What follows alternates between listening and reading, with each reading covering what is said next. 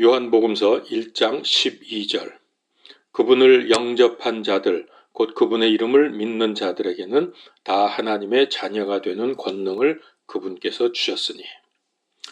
자, 오늘 이 말씀을 중심으로 해서 복음에 관한 설명을 드리려고 합니다. 이 말씀에는 중요한 세 단어가 있습니다. 영접, 믿음, 하나님 자녀의 권세. 이것을 설명드리려고 하는데요. 이 단어들의 의미를 정확히 알면 복음을 이해할 수 있게 되기 때문입니다. 그러나 단어 자체를 설명하기보다 실제 행동으로 옮기기 위한 데 초점을 맞추려고 합니다. 교회에서 복음, 구원이라는 말을 많이 합니다. 왜냐하면 이것은 우리 믿음 생활의 가장 근본이고 핵심이기 때문입니다. 일반 종교에서는 구원을 받기 위해서 선행, 고행, 인내 등의 인간의 노력을 요구합니다.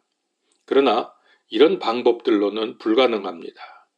사람은 불완전하기 때문에 아무리 노력하고 고생해도 구원받을 만큼 완전해질 수 없기 때문입니다. 그렇게 하는 동기도 불순할 수밖에 없습니다. 속 마음은 미워하면서 겉으로는 웃어야 하고 싫으면서도 좋은 척하고 화가 나도 참아야 합니다. 그러나 예수 그리스도 복음은 전혀 다릅니다. 사람들이 아무리 애써도 완전할 수 없고 죄로부터 자유로울 수 없습니다.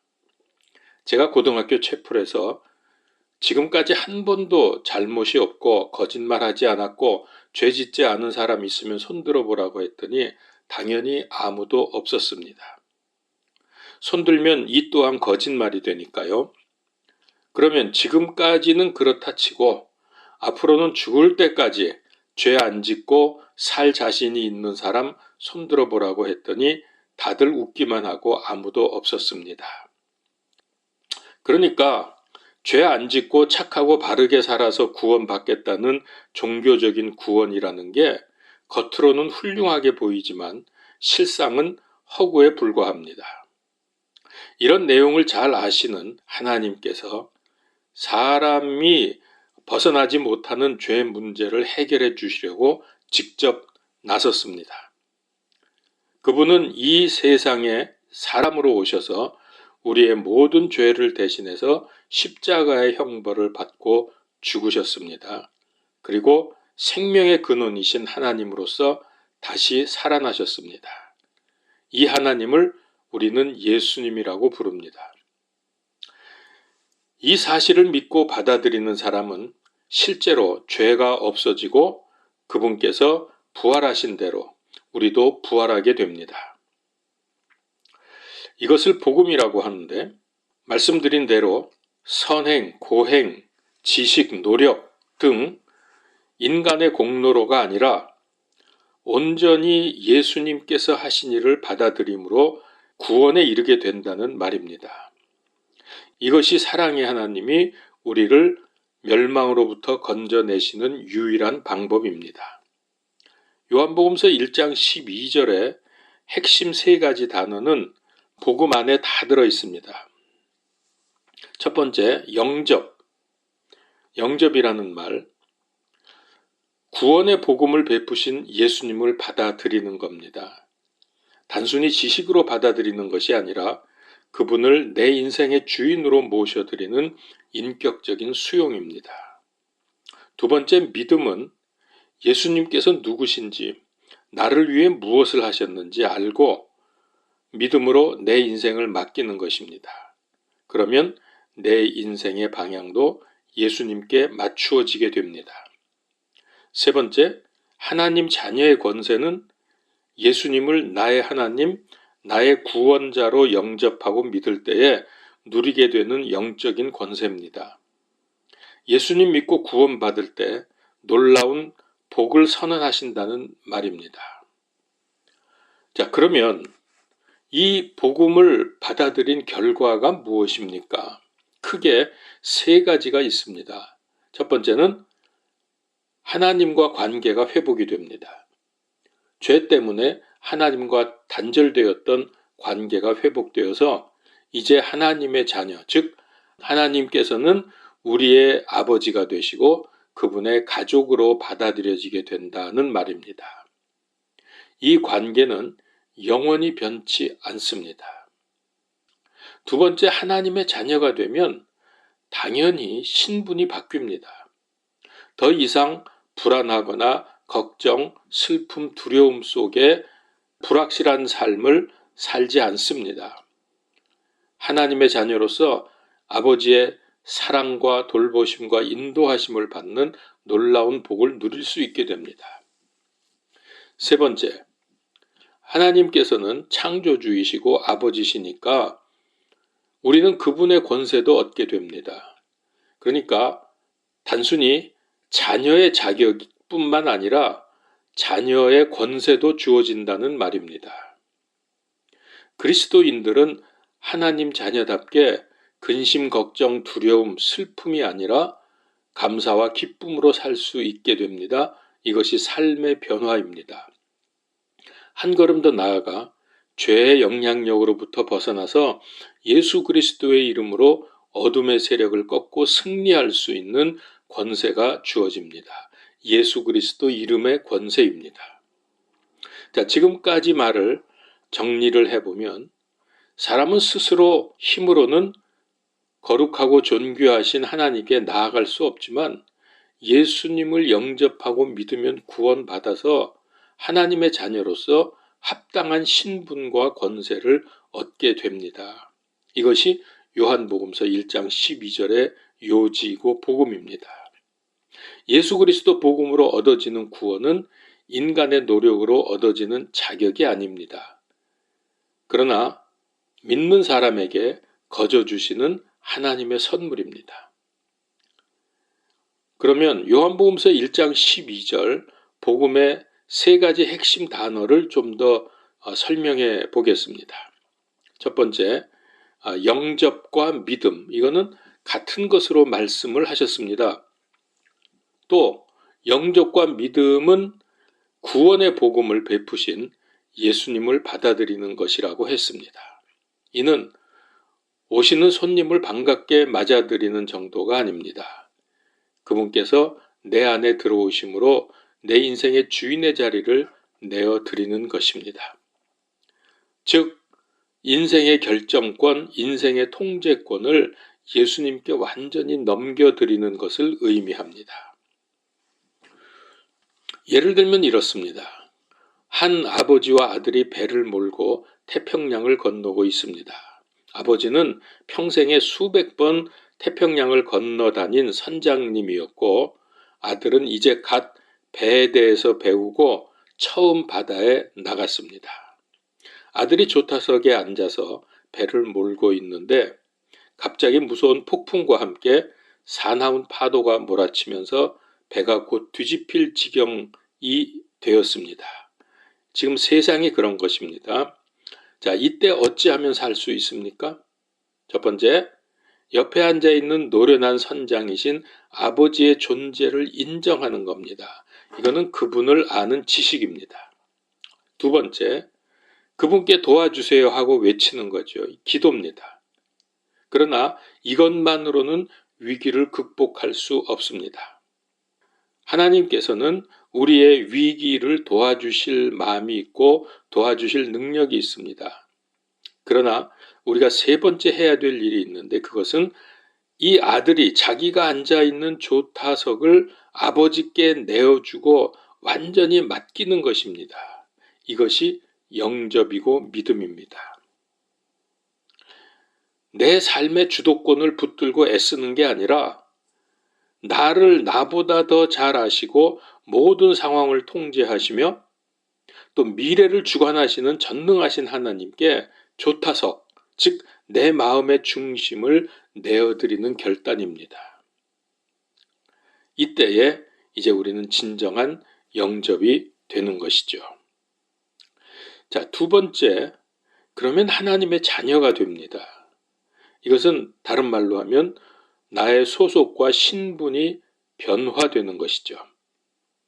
예수 그리스도 복음으로 구원의 선물을 받은 사람에게는 변화가 일어납니다.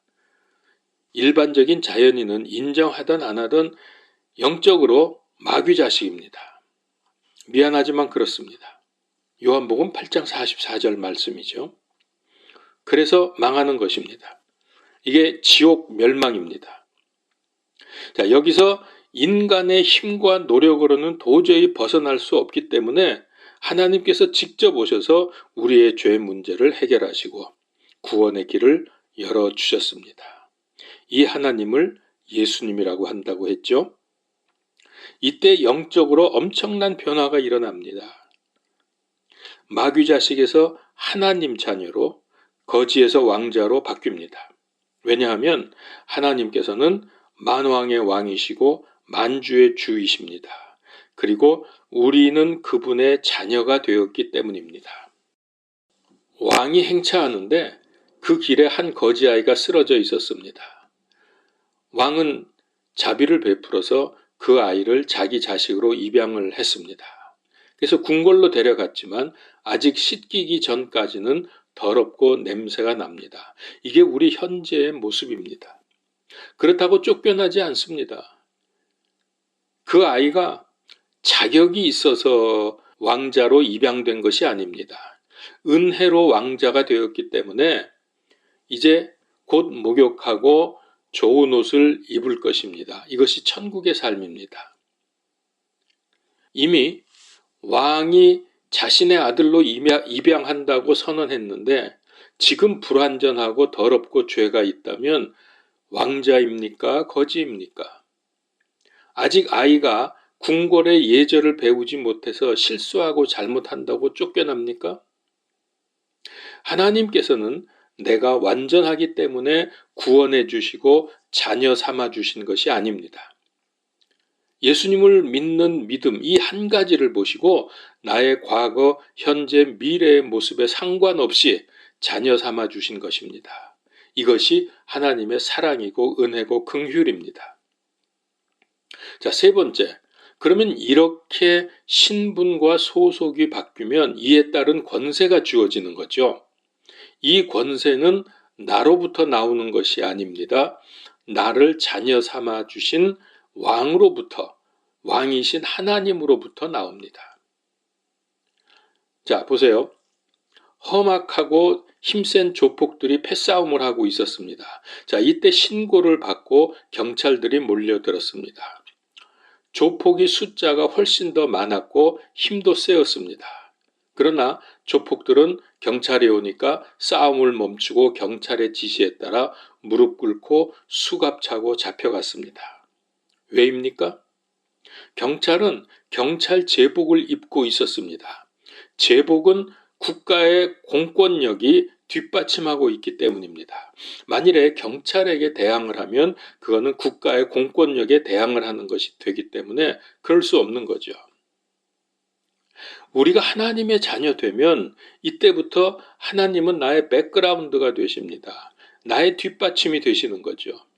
그래서 예수 그리스도의 이름으로 기도할 때 하나님의 응답과 능력과 역사가 나타나게 됩니다. 우리는 부족하고 연약하지만 완전하신 하나님이 나와 함께 하시고 나의 뒷배가 되어 주십니다. 그분은 나의 아버지이십니다. 그래서 우리에게는 세상 문제, 고통, 어둠 세력을 향해서 멈추라고 명령할 수 있는 권세가 주어졌습니다. 자, 정리를 해보죠. 요한복음서 1장 12절 말씀을 삶에 적용하면 이렇습니다.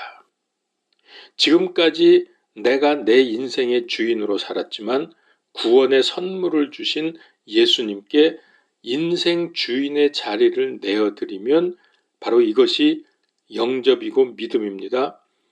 죄인의 신분에서 하나님 자녀의 신분으로 바뀌고 하나님 아버지의 전능하신 능력을 힘입어서 세상을 이기는 권세를 누리며 살게 됩니다.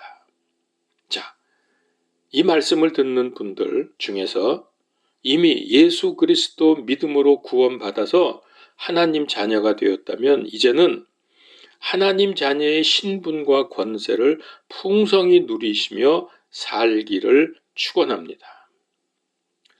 만일 아직 믿지 않으신다면 예수 그리스도를 유일한 나의 구원자로 나의 하나님으로 믿으시기를 간곡히 부탁드립니다. 그리고 하나님 자녀의 신분과 권세를 누리며 사시다가 이후에 하나님 나라에서 영원한 생명을 누리는 복을 받으시기를 축원합니다. 기도하겠습니다. 하나님의 은혜와 사랑을 생각할 때 감사와 찬양과 영광을 돌리지 않을 수 없습니다.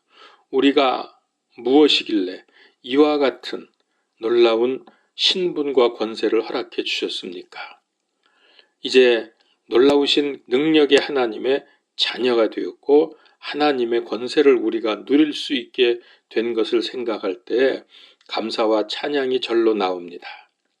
주님, 이제 우리가 이 땅에 사는 동안 아직 불완전하고 죄도 짓고 살지만은 이 신분과 권세를 잘 누리며 하나님의 자녀답게 살아갈 수 있게 하여 주시옵시고 이제 주님께서 부르실 때 우리는 하나님의 왕국 천국에 가서 그곳에서 참으로 온전한 인생을 영원 무궁토록 누리게 됨을 감사합니다.